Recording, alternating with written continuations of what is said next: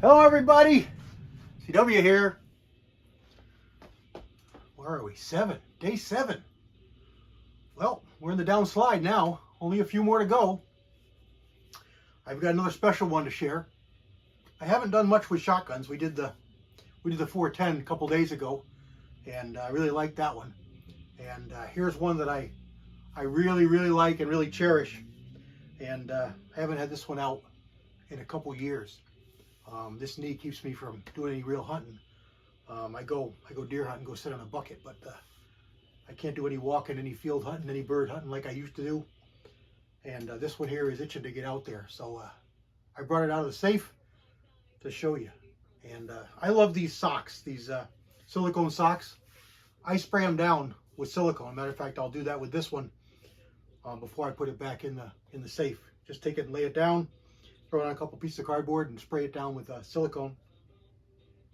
Put it back on the gun, put it back in the safe. It saves on a lot of safe hickeys, you know, little dents and bangs that you get from pulling firearms out of the back corners and such. So I like these things a lot. It's not at all for rust prevention. It does do a little, you know, that's why I spray it, but mostly it's just to stop it from getting dings and bangs. We got to get so many things in the gun safes, and we end up with lots of dings. So let's get this unwrapped here and show you what it is, because it's kind of special. Part of what makes it special is it's made right here in Connecticut, and part of what makes it even more special is I live literally less than a mile from the factory where this was made today, and the building is still standing. But it's now apartment buildings. Sadly, it's no longer a company that makes firearms, and it's pretty bad, because it's something that everybody's going to know as soon as I say what it is, and I'm sure a portion of you are going to recognize it as soon as I get it out of this safe, out of this sock. So let's get it out here.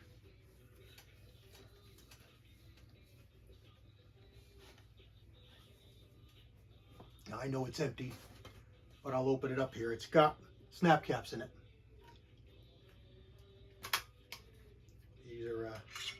These are snap caps. They're not shells. Side by sides, it's always a good idea to put snap caps in them, because you shouldn't leave them cocked, and you shouldn't dry fire them. So let's just close this up and snap it and put it back the way it's supposed to be. So here we have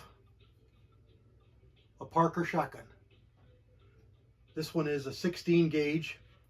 I believe it's a 1.5, and it's a DHE grade, which is just above field grade, if I'm not mistaken.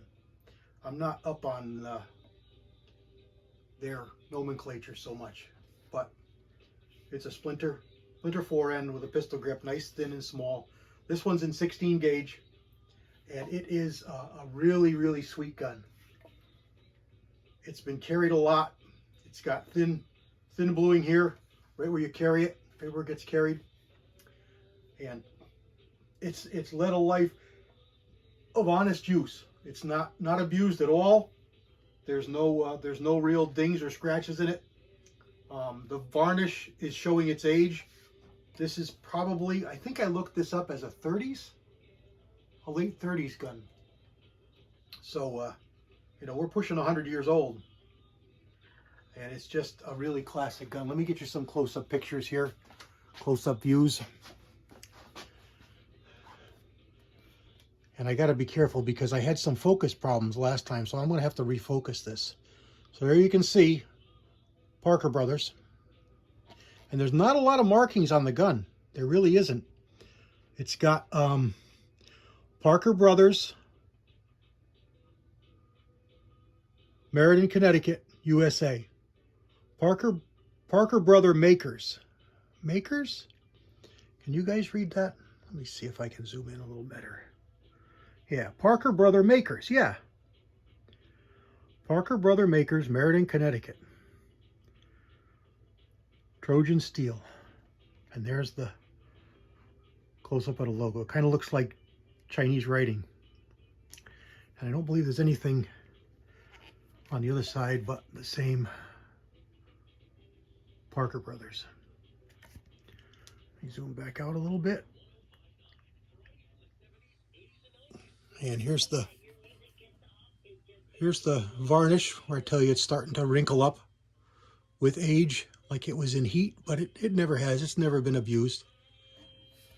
Nice, really thin grip. Very, very small. Small frame. There's the forestock, splinter fore end. And there's the thin bluing you can see here with a good deep bluing up here, and then thin here, right where it balances, right where you carry it. No cracks, no splits. Really, really a nice gun. Someone did checker it.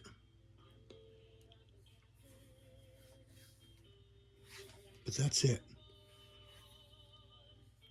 Just a really nice, and it's improved cylinder modified. So it's an upland gun. Zoom you back out there. Sit back down. So it's really neat. You know, being here in Connecticut, there's a lot of the gun makers were right here. Right here, somewhere local, New York, Massachusetts, Connecticut. The vast majority of our gun manufacturers are right here local, and a good deal of them are within, say, 20 miles of where I am.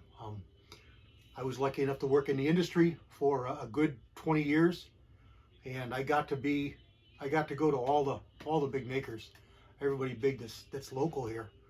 Smith & Wesson, Colt, Remington when they were in Connecticut, Winchester when they were here in New Haven.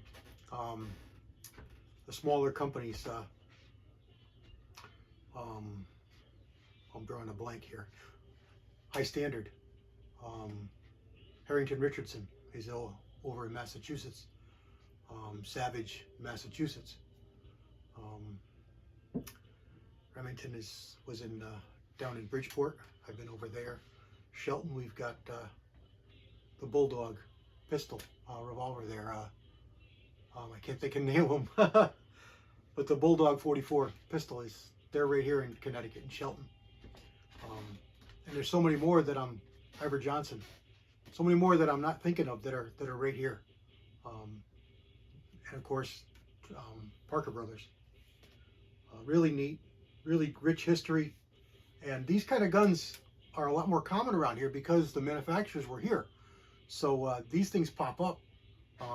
Nibs, Walnut and Steel, who's also doing this challenge. He had a High Standard Model A or Model B, I forgot which. And that's an early gun made right in New Haven, right in the factory in New Haven. And I've been there. I've been to the New Haven factory. I've been to the Hamden factory, and I've been to the East Hartford factory.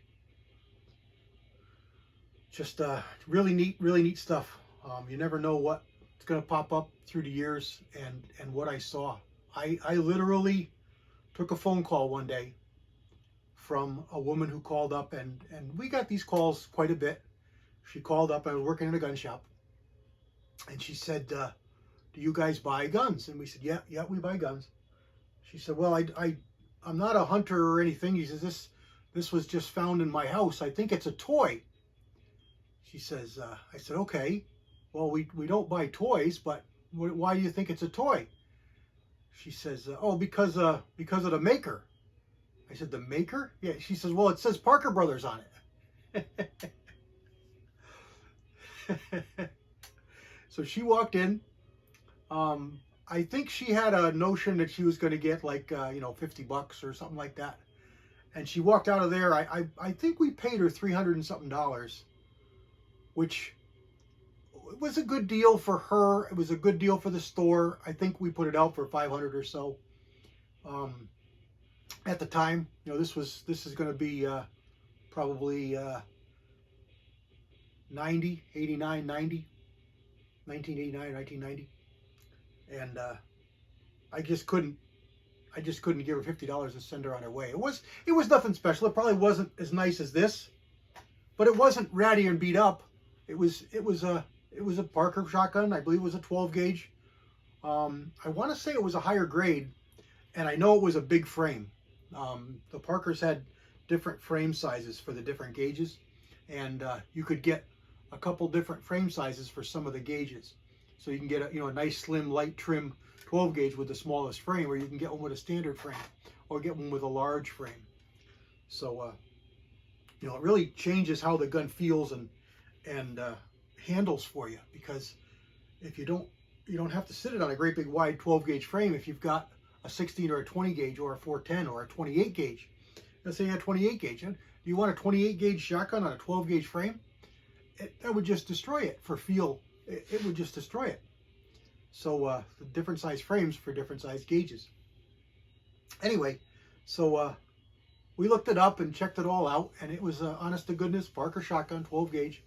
And like I said, I think the value on it was about $600, $500-600 at the time, and I think that's what we put it out for. And I think we paid her just under $3 and change, $375, something like that.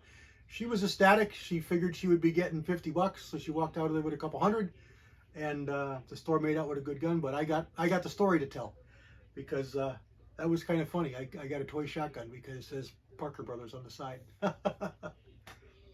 So this one is really special. I've had it for a while, and it's just a really, really, really nice gun. I got to get it out and hunt with it a little bit. I know Jamie's going to love this one. I think I showed this to him once. I don't know if he's really seen it as good as he just was able to see it here, but it's a really nice shotgun. It handles really well. It points really well. It comes right up.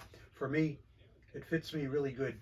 I can see right down those barrels, slamming that stock into my face. And I need to get some birds on this. It's probably been closer to 5 years since I've had it out, and that needs to change. All right, everybody, this was the 6th, I believe, 7th. I've lost track. 7th, I think. Yeah, 7th. So check out our other people. Like I said, Nibs Walnut and Steel is doing it. Hamilton Outdoors, Walk with Al.